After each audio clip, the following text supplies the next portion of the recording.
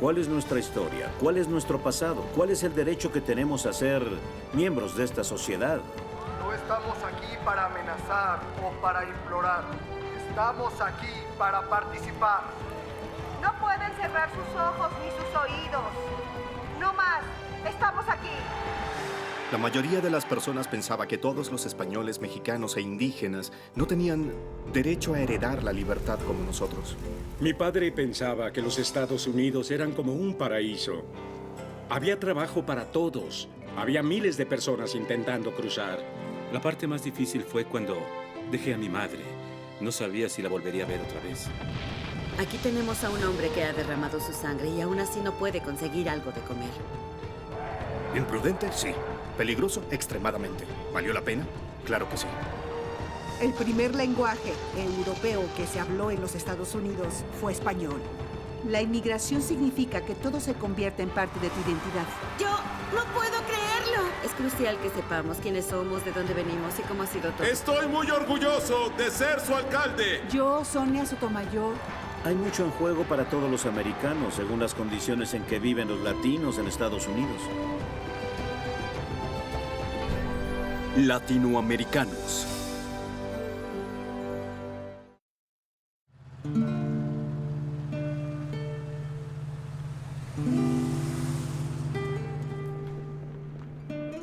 En la década de los 40, en Delano, California, como en la mayoría de los pueblos de Estados Unidos, las personas vivían sus vidas segregadas.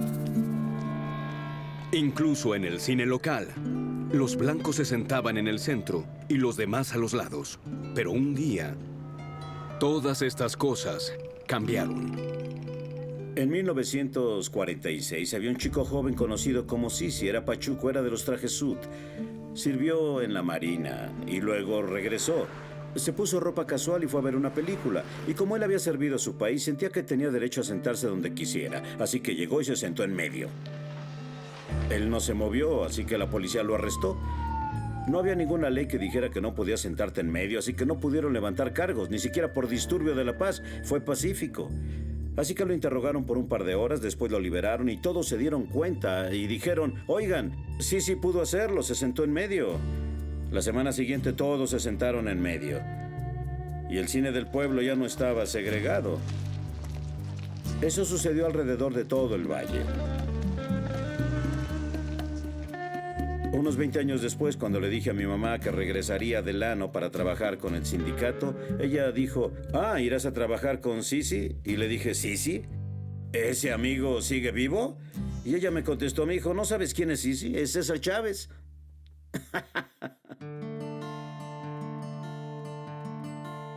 En la década de los 60, César Chávez se convertía en el líder méxico-americano más importante de su generación. Uniría fuerzas con Dolores Huerta para consolidar los derechos humanos de algunos de los trabajadores más pobres de América. Los trabajadores literalmente eran como esclavos. Las condiciones de vida eran horrendas y los niños estaban descalzos y pensé, esto es muy injusto. Su éxito provocaría un movimiento que retaba una larga historia de prejuicio e injusticia. En el este de Los Ángeles, un maestro de preparatoria lideró la huelga de estudiantes más grandes de la historia, arriesgando su propia libertad para darles a los estudiantes mexicoamericanos una educación de calidad. Era un riesgo, era una apuesta, pero una apuesta que tenía que hacerse. Estábamos intentando hacer mejores las escuelas, tratando de hacer mejor el país. En Crystal City, Texas, un estudiante de posgrado fundaría un partido político, transformando siglos de opresión en poder étnico. ¿Imprudente? Sí. ¿Peligroso? Extremadamente. ¿Valió la pena? Por supuesto. Y en San Antonio, un joven activista llevó a millones de mexicoamericanos que nunca habían votado a sus urnas, eventualmente duplicando el número de los latinos elegidos para puestos populares. Por su voluntad, una gran voluntad, nos volvimos parte del sistema norteamericano. Durante los 60 y los 70, toda una generación de mexicoamericanos descubrieron un nuevo sentido del orgullo mientras peleaban por la igualdad y desafiaron a América a aceptarlos en sus propios términos.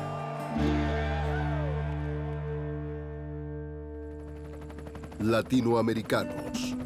Episodio 5. Prejuicio y orgullo. En el Valle Central de California, hay 23,000 acres de algunas de las tierras para agricultura más productivas del planeta. En los 60, mientras las compañías agrícolas que poseían la tierra se enriquecían, miles de trabajadores agrícolas que araban la tierra seguían siendo extremadamente pobres. Vivían en condiciones inhumanas. Eran condiciones no americanas. Eran condiciones que relegaban a esos trabajadores agrícolas a hacerlos de peores condiciones en todo el país. La mayoría eran mexicoamericanos que no podían leer ni escribir. La mayoría moría a los 49 años y para la mayoría del país eran invisibles.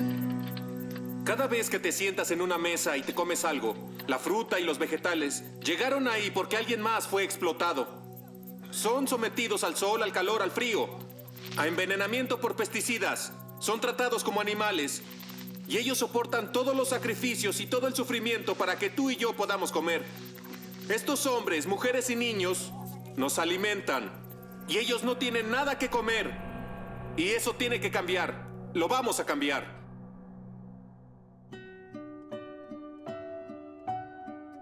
César Chávez fue el segundo de 6 hijos. Nació en una devota familia católica en un modesto rancho de Yuma, Arizona.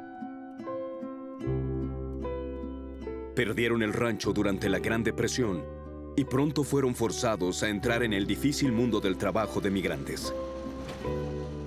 Viajando alrededor de California, haciendo cualquier trabajo que encontraban, los niños Chávez fueron a 37 escuelas durante 3 años. César desertó a los 14 años para trabajar de tiempo completo en los campos.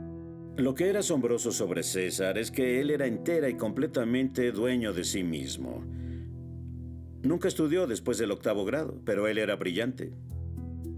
Después de servir en la Marina, Chávez trabajó para la CSO, la Organización de Servicio Comunitario, un grupo dedicado a mejorar las vidas de los mexicoamericanos. Ahí conoció a alguien que compartía su pasión por la justicia, una ex maestra de 28 años de Stockton, California, Dolores Huerta. En la escuela donde estaban enseñando había muchos niños con muy mala nutrición, así que fui con el director y le dije, ¿sabes que estos niños obviamente tienen mucha hambre? ¿Cómo puedo conseguirles vales para zapatos, almuerzos gratis para estos niños? Y su respuesta fue, todo lo que hacen sus padres es beberse todo su dinero. Era un error. Huerta, frustrada, renunció a su trabajo de maestra para unirse a la CSO. En una reunión en San Francisco en 1962, César Chávez se acercó a ella con una idea que alteraría el curso de sus vidas. Él me dijo, tú y yo tenemos que organizar un sindicato. Y luego él dijo, pero no veremos un sindicato como tal en nuestra vida. Le pregunté por qué, porque los dueños son muy ricos, son muy poderosos, son racistas. Para Huerta, una madre divorciada con 7 hijos, comprometerse con la causa de los trabajadores agrícolas era una decisión agonizante. Fue un gran paso para mí porque tenía una familia que tenía que mantener y recuerdo estar ahí pensando al respecto. Eso era una cosa muy tonta, pero tengo que hacer esto y lo hice. Pero un gran obstáculo no permitía la creación de un sindicato de trabajadores agrícolas, el Programa Bracero, una iniciativa del gobierno implementada en la Segunda Guerra Mundial que atraía a trabajadores mexicanos para reemplazar a los americanos que estaban peleando en el extranjero. Oferta de mano de obra. Esta es la vanguardia de 1,500 mexicanos traídos a Estados Unidos por la Administración de Seguridad Agraria. La mayoría son obreros, todos ellos son solteros. Pero cuando la guerra terminó, el programa continuó trayendo una oferta casi ilimitada de mano de obra barata desde México, personas desesperadas por trabajo. Pero una vez en los Estados Unidos, sus empleadores podían usarlos como rompehuelgas y deportarlos si se quejaban. No permitían organizar sindicatos, los trabajadores eran esclavos. El programa Bracero finalmente terminó en 1964.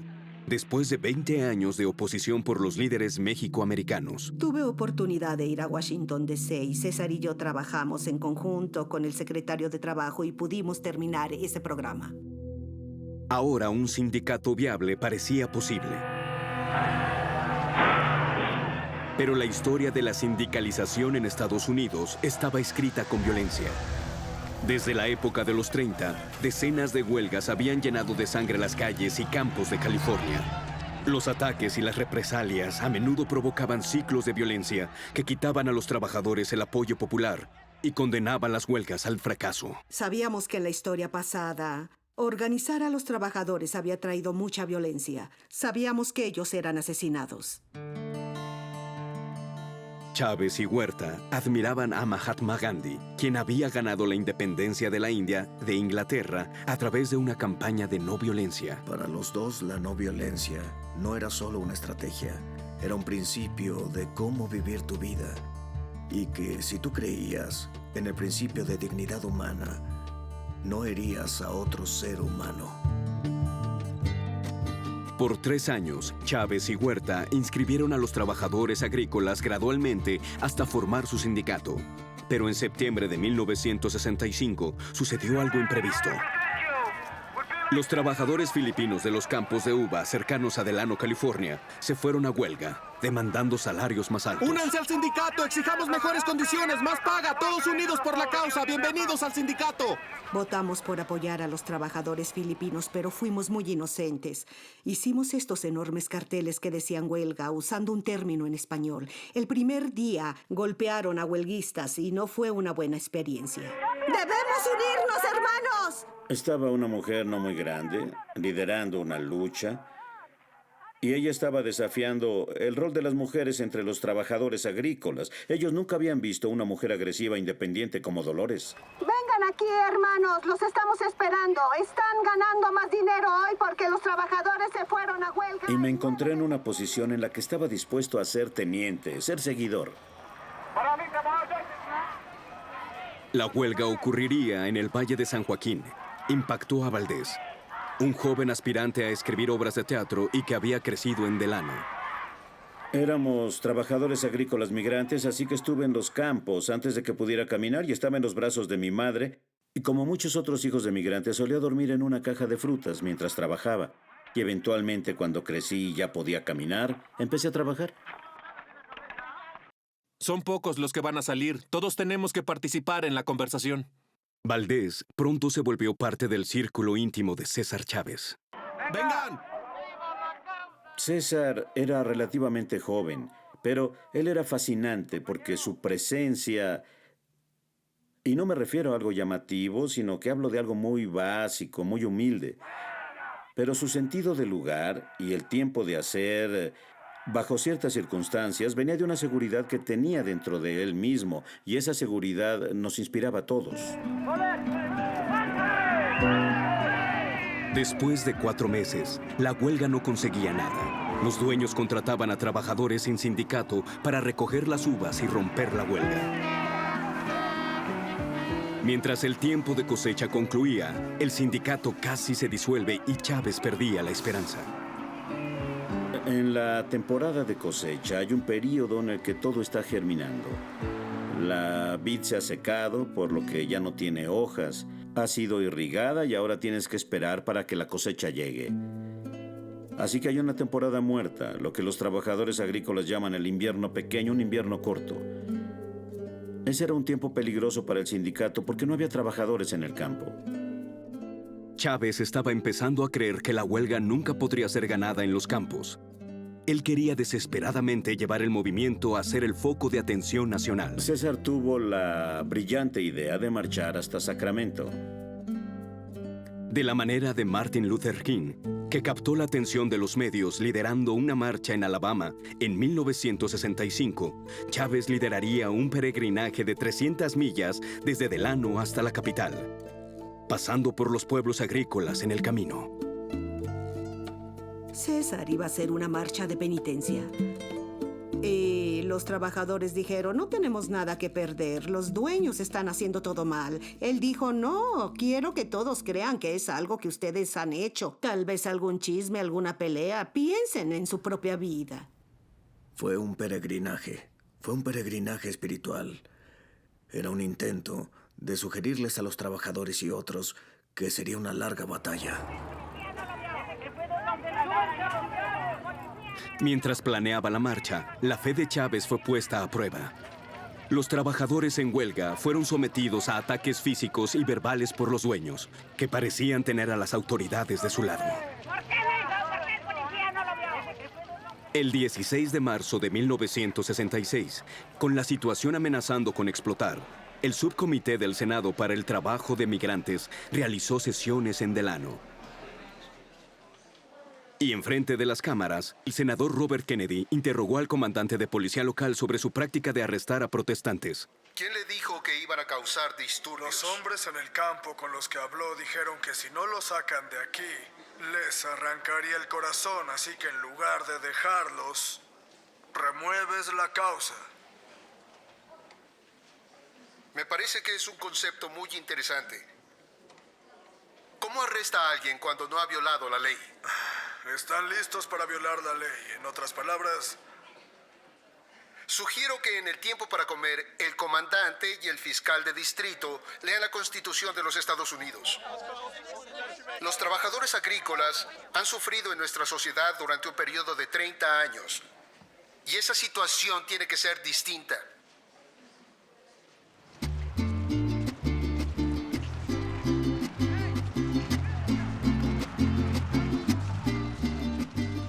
Para la mañana siguiente, Chávez, junto con 100 trabajadores agrícolas, comenzó su peregrinaje por el Valle de San Joaquín, en California. César, ya sea por planearlo o por accidente, terminó convirtiéndose en un símbolo para la parte de la penitencia porque él llevaba unas botas que lastimaban sus pies. Resultó ser la peor idea para la marcha. Era muy visible que él agonizaba, lo que hacía fotografías geniales, porque era un César viviente sufriendo en el camino. Mientras viajaban al norte, pasando por ciudad tras ciudad, sus números crecieron.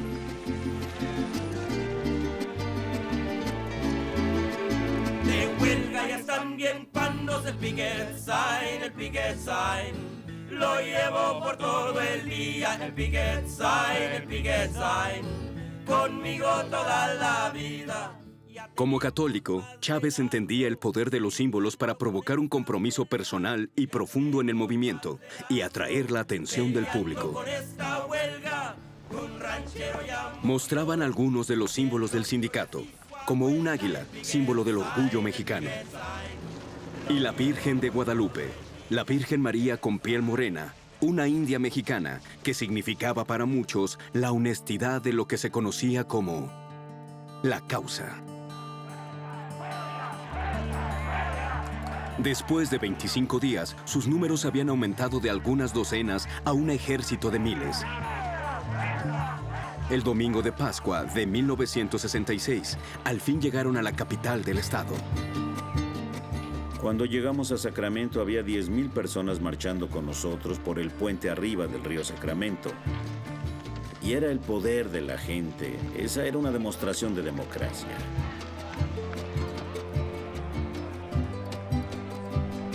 Para el gobernador y los legisladores de California, les decimos que no pueden cerrar sus ojos ni sus oídos hacia nosotros, no más.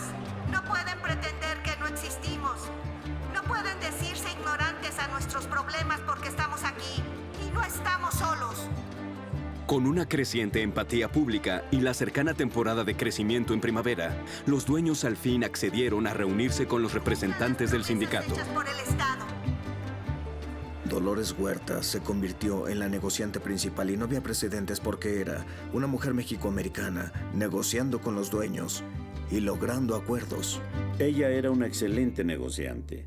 Ella podía explicar muchas cosas y también podía ser muy firme y debatir en un nivel intelectual puntos que tratas con abogados.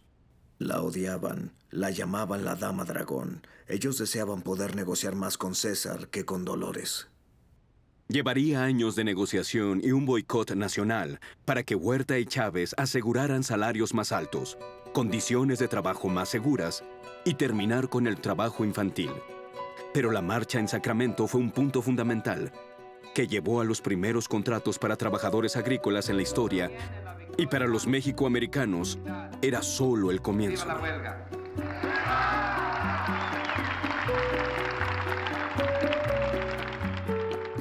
El ascenso de César Chávez, como una figura nacional, comenzó un cambio fundamental en la identidad mexicoamericana. Antes de Chávez, la mayoría de los líderes mexicoamericanos venían de clases altas y tendían a ser de tez clara, con rasgos europeos, características que eran valoradas por muchos en la comunidad latina. Los mayores, cada vez que había un nuevo bebé, decían, ¡ay, qué bonito! Mira, qué chulo, mira qué ojos azules, qué güerito. Y luego oías, pobrecito, mira qué indio salió. Así que querían decir, mira, vea ese lindo bebé, tiene ojos azules, es tan blanco, es tan bonito. Y luego el otro bebé, otro primo en la familia. Muy mal, amigo, él salió moreno, se ve como un indio. Había un autodesprecio que se reflejaba en eso. Después de César Chávez, algunos de sus prejuicios comenzaron a desaparecer. Él se había convertido en un ícono nacional. Lo queríamos porque él se vestía y veía como nosotros. No usaba traje ni corbata, nada de fijador de pelo ni loción de afeitar. Puro indio. Hablaba bajo. Usaba pantalón casual y una camisa de franela. Mestizo. Esto es lo que somos. Somos América. Pero a mediados de los 60, en Los Ángeles, la comunidad latina más grande en Estados Unidos parecía destinada a permanecer en la clase baja de la sociedad. 130,000 mexicoamericanos iban a escuelas públicas de Los Ángeles, pero el porcentaje de graduación era uno de los más bajos en el país. Así había sido por generaciones. En la preparatoria Belmont, Sal Castro, originario del estado de Los Ángeles, había conseguido un trabajo enseñando estudios sociales. Después de unas cuantas semanas, él notó algo sobre el cuerpo estudiantil que le preocupaba y habló con el director. Le dije, señora Lord, aún recuerdo su nombre. Hay muchos niños mexicanos aquí que no están en el consejo estudiantil. No están participando en algunos de los programas académicos. ¿Qué está pasando? Y ella me contestó, usted sabe que los chicos están participando. Y le dije, no, señora, no es cierto. Estoy preocupado. Me respondió, señor Castro, lo revisaré. Así que me llamó de nuevo y me dijo, escuche, señor Castro, los mexicanos tienen una pasividad muy encantadora. ¿No querrá arrebatarles eso, sí? Castro estaba decepcionado, pero nada sorprendido. La situación en la escuela parecía demasiado familiar. Cuando Sal tenía solo 2 años, en 1935, su padre había sido forzado a irse de Los Ángeles y regresar a México. Uno de los casi 500,000 de mexicanos y sus hijos nacidos en Estados Unidos que fueron deportados durante la Gran Depresión. La idea era que los mexicanos estaban causando la depresión. Las personas no tenían trabajo por causa de los malditos mexicanos, así que empezaron a deshacerse de los mexicanos. Con su familia dividida, Castro pasó su niñez viajando entre México y Estados Unidos antes de ir a la escuela en el este de Los Ángeles. Regresé a los Estados Unidos y cuando empecé la escuela aquí hablaba más español. Y la maestra no me entendía, así que me sentaba en la esquina. Incluso golpeaba a los niños por hablar español. Lo peor de todo era que tus padres hablaban español. Tal vez había algo malo con tus padres. Eso en verdad eran golpes psicológicos que esas personas no entendían. Y si entendían, no les interesaba. Ahora, como profesor, Castro podía ver que pocas cosas habían cambiado. La mayoría de los estudiantes mexicoamericanos eran direccionados a entrenamiento vocacional en lugar de clases académicas. Cuando iba en preparatoria, me preguntaban, ¿en qué trabaja tu padre? Yo decía, trabaja con sus manos en construcción, trabajo barato, un trabajo de pico y pala. Y ella me decía, ella era una mujer blanca y me respondió, esa es una profesión muy honorable, deberías seguir el camino de tu padre. Me dijeron específicamente, en clase de geometría, cuando me levantaba a hacer una pregunta. Ay, Paula, ¿por qué te molestas? Todos sabemos que no vas a ir a la universidad. Vas a estar embarazada para el final del verano como el resto de tus amigas.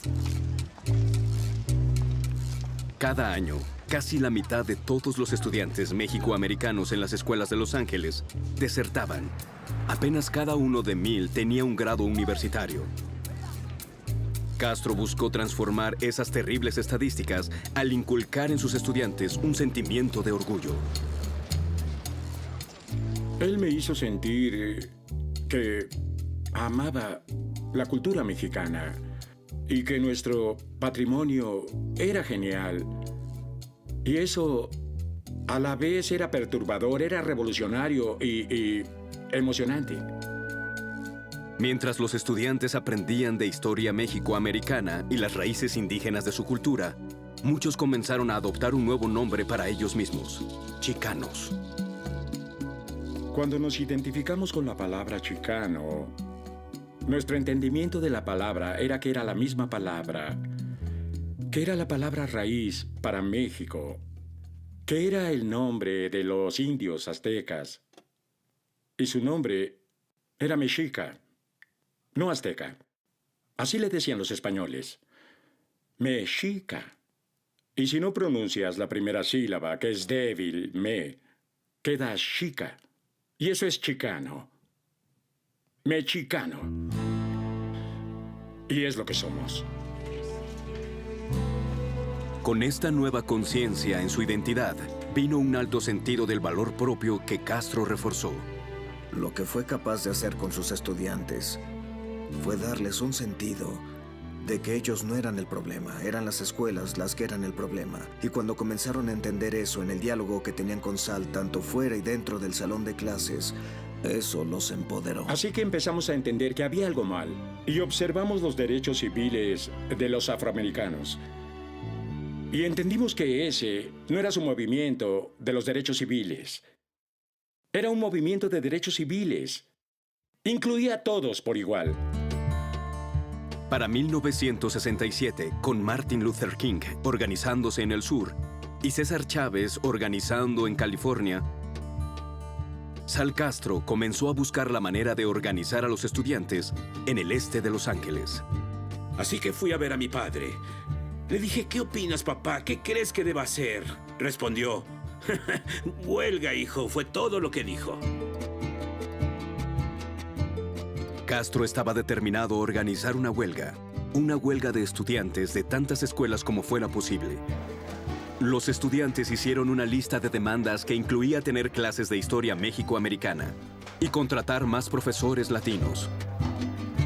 Castro pidió ayuda a graduados recientes. Él dijo, hay chicos hoy, en las escuelas en las que yo enseño, que están pasando por la misma experiencia que yo pasé. Eso fue lo que yo viví. Y nos dijo, yo quiero su ayuda para detenerlo.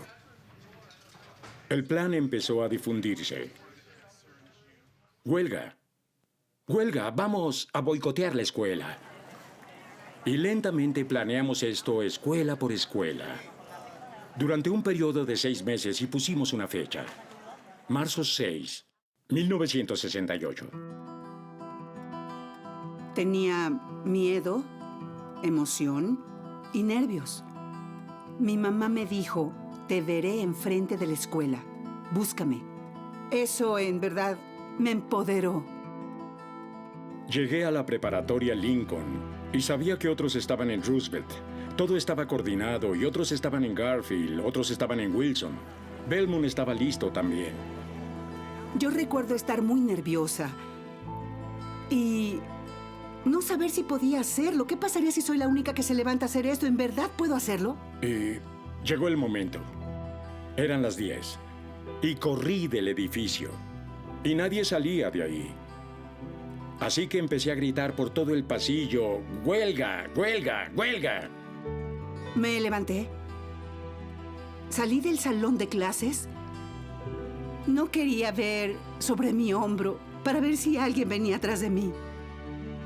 Y luego, las puertas se abrieron. Y los estudiantes comenzaron a salir.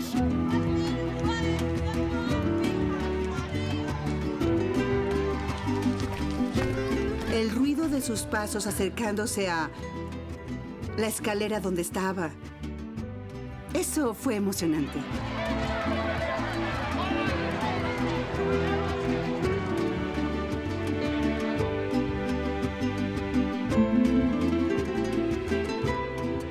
Todo lo que recuerdo es, tengo que ir a la puerta principal porque ahí está mi mamá.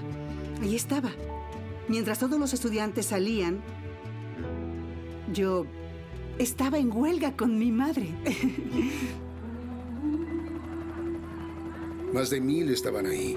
Y mientras más marchábamos y los que íbamos enfrente veíamos hacia atrás y ¡wow! Mirándolos a todos, a padres y chicos saliendo, acompañándolos. Fue un momento muy emocional para mí. Maldición, fue muy hermoso. Para el final del día, el 6 de marzo de 1968, unos 10,000 estudiantes se habían retirado pacíficamente de 4 preparatorias del este de Los Ángeles. Pero las tensiones eran altas en la ciudad. Los disturbios por raza surgieron por toda América el año anterior. Y cuando los estudiantes en la preparatoria Roosevelt salieron, los oficiales de policía fueron enviados para mantener el orden. Las cosas pronto se salieron de control. La siguiente cosa que supimos fue que la policía empezó a rodearnos. Y empezaron a usar sus bastones. Y es la cosa más fea que recuerdo en mi vida. Gente siendo golpeada hasta caer en el piso porque querían una educación. Al día siguiente, volvió la protesta. Protestamos de nuevo un día después de ese y no paramos en 2 semanas. Las protestas eventualmente llevaron a juntas entre padres y administradores, y muchas de las demandas de los estudiantes fueron cumplidas. Empezó a haber rostros morenos, empezó a haber administradores mexicanos, más administradores bilingües y seguro también eventualmente empezamos a tener superintendentes. En la década de los 70, más latinos iban a la universidad y colegios por todo el país. Eventualmente establecerían departamentos de estudios chicanos y latinos en más de 160 universidades. Pero tal vez la transformación más grande tuvo lugar en los mismos estudiantes. Antes de las protestas, la palabra chicano no tenía el suficiente poder de demandar nuestra identidad en este país y decir, sí, soy un americano y eso significa ser chicano. Después de las protestas, ser chicano significaba que tú ibas a defender quién eras con orgullo. Por todo el país, los chicanos estaban apoderándose de su futuro. Venimos aquí para formar un nuevo movimiento chicano. Para eso estamos aquí. En Colorado, Rodolfo Corky González organizó la primera conferencia para jóvenes chicanos. 1,500 personas se reunieron para apoyar a los chicanos que querían ser electos. Demandaban derechos de igualdad para las mujeres y presionaban para más involucramiento en la comunidad en escuelas públicas. En Washington, D.C., el Consejo Nacional de la Raza se volvió la organización de latinos que peleaba por derechos civiles más grande en el país. Aunque estamos peleando por tierra, estamos peleando la protección y supervivencia de nuestra cultura. En Nuevo México, Reyes López Tijerina lideró un movimiento demandando justicia para los descendientes de mexicoamericanos que sus tierras habían sido tomadas después de la Guerra de Estados Unidos y México en 1848. En California, los trabajadores agrícolas sindicalizados llegarían a 70,000 y sus ganancias en sueldos y condiciones de trabajo habían permitido a muchos dejar el camino de migrantes. Y en San Antonio, Texas, los jóvenes chicanos, frustrados con el poco avance social, desafiaban el status quo político que representaba el congresista Henry Barbosa González. Él fue el primer miembro del Congreso de Texas que era mexicoamericano. Todos lo admirábamos y él estaba bien al principio. En 1956, González, conocido por todos como Henry B., se había convertido en un símbolo de fe y cambio para los mexicoamericanos gracias a su elección para el Senado del Estado de Texas. Pronto llevó a cabo una batalla crucial en Texas para la integración en las escuelas. En 1954, la Suprema Corte pasó el veredicto de Brown contra la Junta, declarando que la segregación en las escuelas era anticonstitucional. Y pues hubo una respuesta negativa del sur, incluyendo también a Texas. El estado estaba en llamas para integrar escuelas. El gobernador de Texas, Bryce Daniel, introdujo casi una docena de leyes que pretendían preservar la segregación. Henry B. González estaba determinado a detenerlas obstruyéndolas en el Senado. Pues él solo hablaba toda la noche y con nadie más ahí para oírlo. Él decía, ¿quién habla por los hombres negros? ¿Quién habla por los mexicoamericanos? ¿Por quién doblan las campanas? Tocan por ustedes. González habló 22 horas seguidas, un récord. Henry B. desvió efectivamente la mayoría de las propuestas e inmediatamente se convirtió en un héroe para la población afroamericana y mexicoamericana en Texas. González creció en la clase media en un vecindario mestizo cerca del centro de San Antonio. Sus padres se fueron de México para Texas durante la Revolución de 1910. Llegaron bien instruidos, con más escolaridad que la mayoría de americanos. Mi abuelo, Leonidas González, era en realidad el alcalde de una pequeña ciudad. Su hermano era doctor. Podría decirse que ellos eran representantes de cierto segmento de la sociedad, que en verdad eran exitosos y de muchas maneras privilegiados. Papá fue criado con las artes, literatura y música.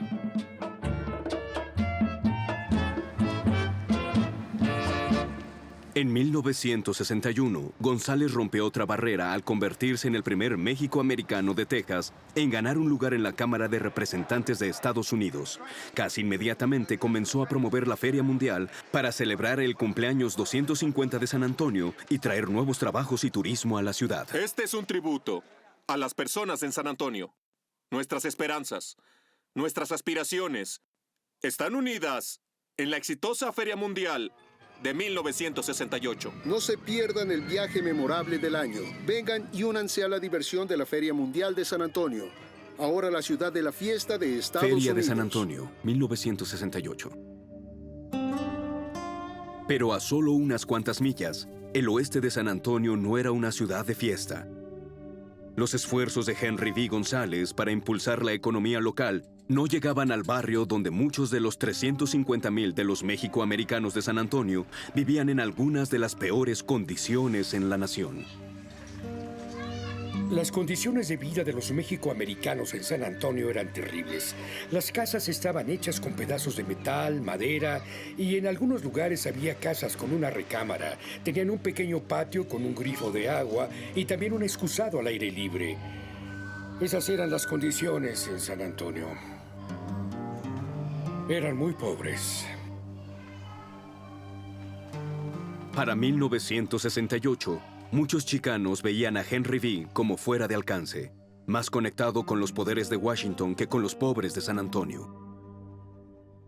Henry B. González para ese tiempo era visto por muchos como si hubiera comprometido sus ideales tempranos.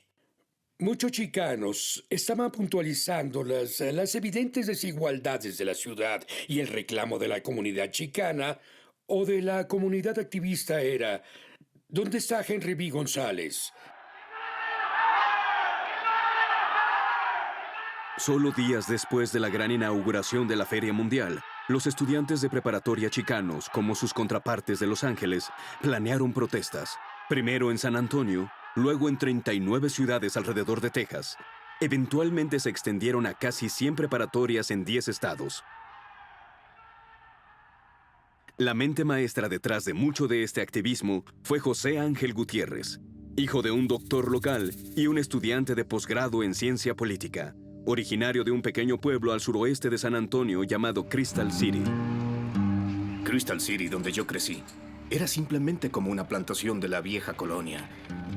Era un pueblo segregado. Los anglos tenían calles pavimentadas, banquetas, luces. Nosotros no teníamos nada. El polio proliferó, la tuberculosis también. Todo a tu alrededor era simplemente descorazonador. Como muchos pueblos al sur de Texas, Crystal City había sido formada con violencia racial. Mucha de ella causada por los Texas Rangers, una fuerza policíaca autónoma de 150 años con una historia de intimidar e incluso asesinar mexicanos. Cuando era un pequeño, Gutiérrez frecuentemente atestiguaba el resultado de esta brutalidad. El consultorio de mi padre era nuestra casa. Y era, pues, común para nosotros, en la noche, a la mitad de la noche, oír un golpe en la puerta y encontrar un cuerpo. Habían sido golpeados con una pistola o heridos por la policía. El departamento de policía en ese tiempo era 100% anglo. Y ellos básicamente hacían cumplir lo que fuera que la clase dominante necesitaba que hiciera cumplir. Gutiérrez culpaba a los gringos, las autoridades anglo del sur de Texas, por mantener abajo a los mexicoamericanos. Él estaba determinado a ayudar a los chicanos a obtener poder político. Reconocemos que las barreras para que nos integremos en esta sociedad, para elevarnos de nivel, es el gringo que nos ha puesto las barreras, que nos hace salir de la escuela, que nos mantiene en mala salud, que no nos paga buen salario, que prohíbe nuestro sindicato y todo lo demás que conocen. Así que hasta que no nos deshagamos de esos elementos, no vamos a progresar. La conferencia de prensa se hizo conocida como la conferencia de prensa Maten al Gringo, porque esa fue la manera en la que los periódicos lo reportaron.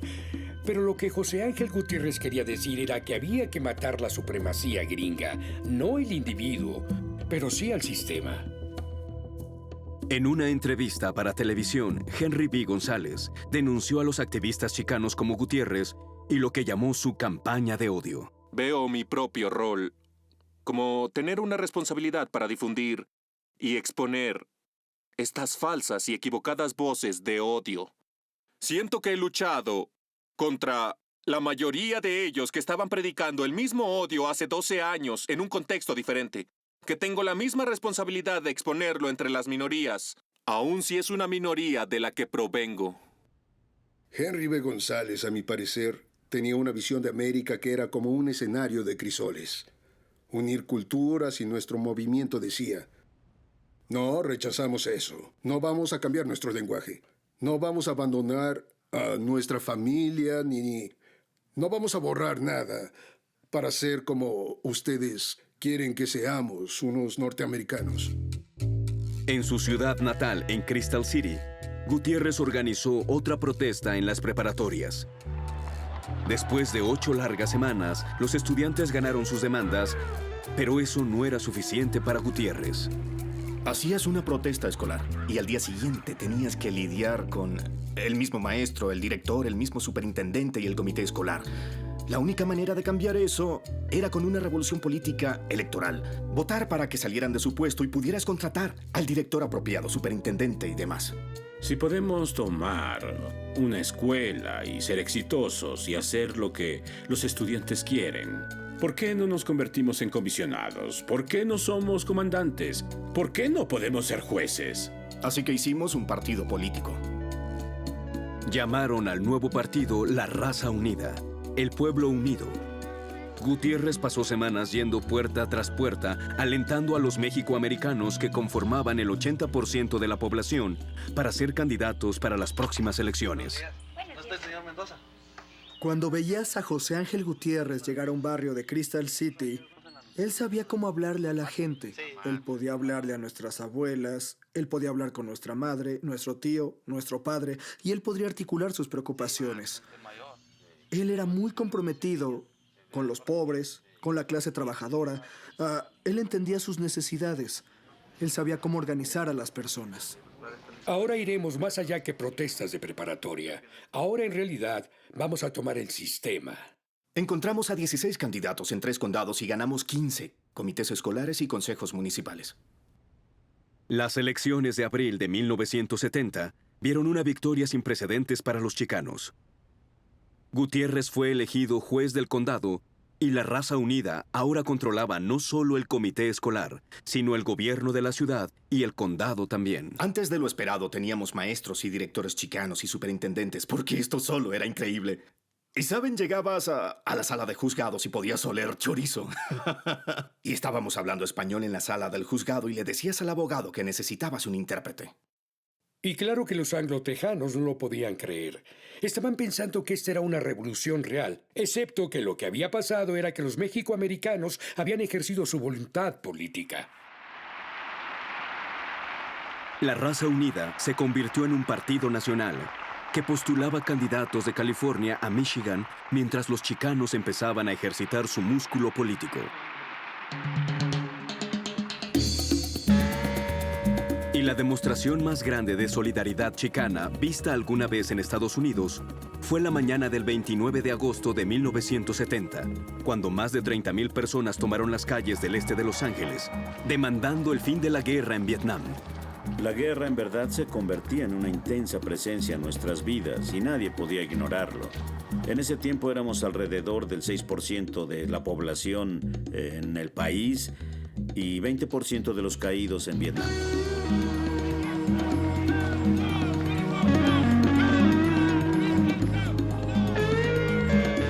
Como yo lo recuerdo, había miles de personas caminando por el Boulevard Whittier y tuvimos esta gran celebración.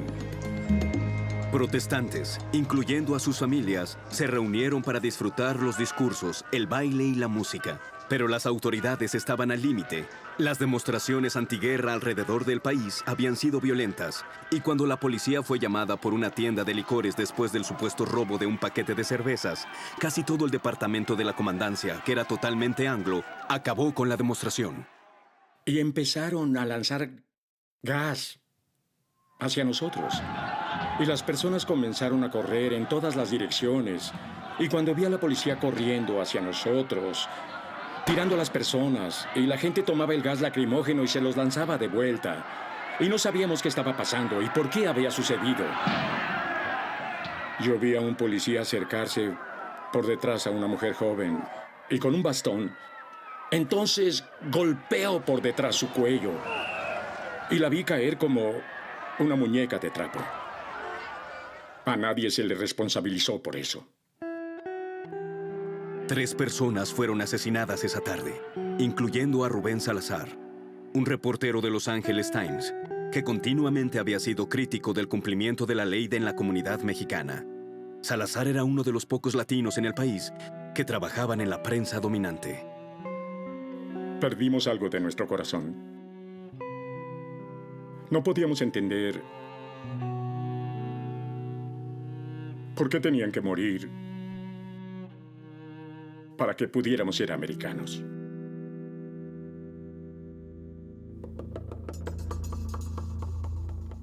La mala manera en que terminó la demostración pareció quitar el ímpetu de los movimientos políticos chicanos a finales de los 60 y principios de los 70. La raza unida tuvo pocos éxitos fuera del sur de Texas. Dividido por problemas internos y bajo presión por el establecimiento político, el partido eventualmente se disolvió. La lucha de Reyes López Tijerina para reclamar tierra para los mexicoamericanos le consiguió 2 años en la prisión federal. Él y 20 seguidores armados habían intentado montar un arresto ciudadano contra el fiscal de distrito y liberar de la prisión del juzgado del condado a 8 de los hombres de Tijerina que creían habían sido injustamente encarcelados. 2 oficiales fueron heridos. Tijerina provocó la persecución más grande en la historia del Nuevo México cuando él huyó a las montañas. Después de una semana, él se rindió en Albuquerque. Y Sal Castro, el héroe de las protestas de Los Ángeles, fue arrestado con otros 12. Las autoridades habían respondido duramente, acusando a los llamados 13 de Los Ángeles con múltiples cargos de conspiración. Llevó 2 años de protestas comunitarias y batallas legales para que los cargos fueran desestimados. Pero después de esos años turbulentos, el movimiento chicano tomaría un tono diferente.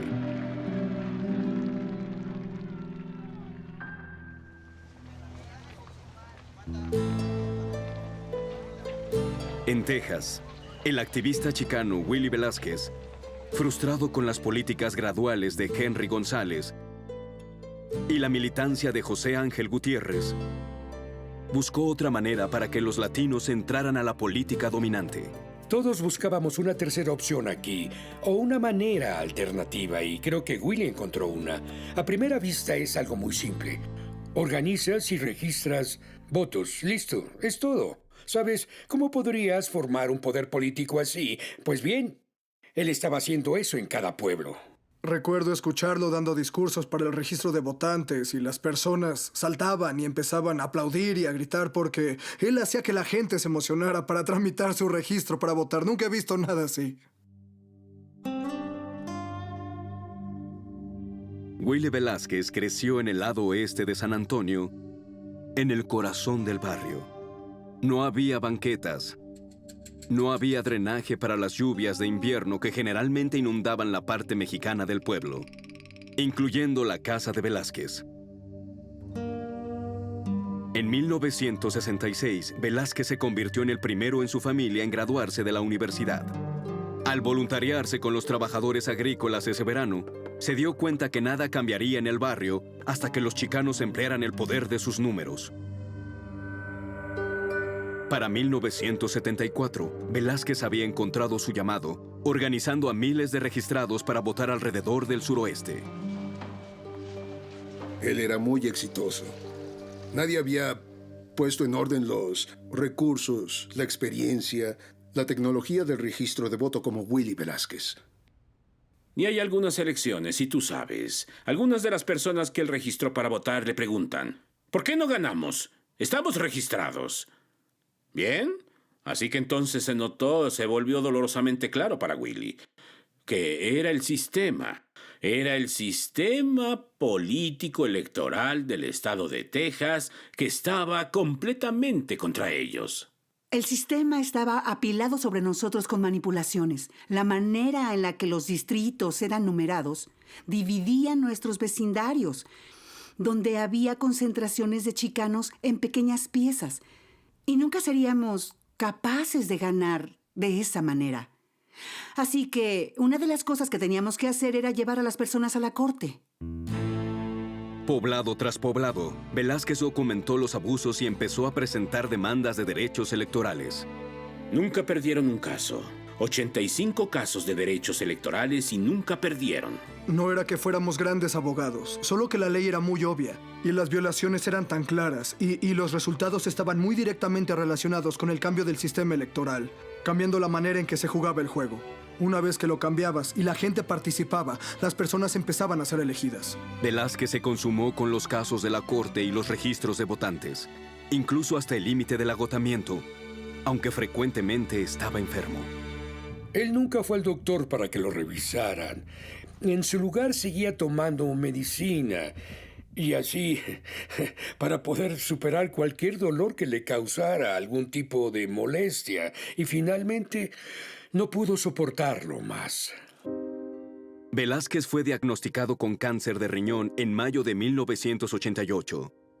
En 6 semanas estaba muerto. Él murió a los 44. Perdimos a alguien que básicamente era un genio de la organización. Así lo pondría yo. Willy Velázquez fue condecorado póstumamente con una medalla presidencial de la libertad, el premio más alto que puede recibir un civil por su trabajo por la paz. Ninguna persona en la América moderna que haya competido para un cargo electoral, donde sea que vivan los hispanoamericanos, ha hallado en sentir la mano de Willy Velázquez. Él hizo de este país un lugar mejor. El mundo cambió para nosotros de una manera que ahora pueden verla. Hay senadores de los Estados Unidos que son latinos. Puedes ver que hay gobernadores. Puedes ver alcaldes. Puedes ver figuras que ahora son líderes de muchas instituciones. Este es un bello resultado que surgió del movimiento chicano. Y lo que se dijo fue que no éramos extranjeros. Esta es nuestra patria. Entendimos que los Estados Unidos de Norteamérica es donde pertenecemos. Los Estados Unidos de Norteamérica es donde pertenecemos.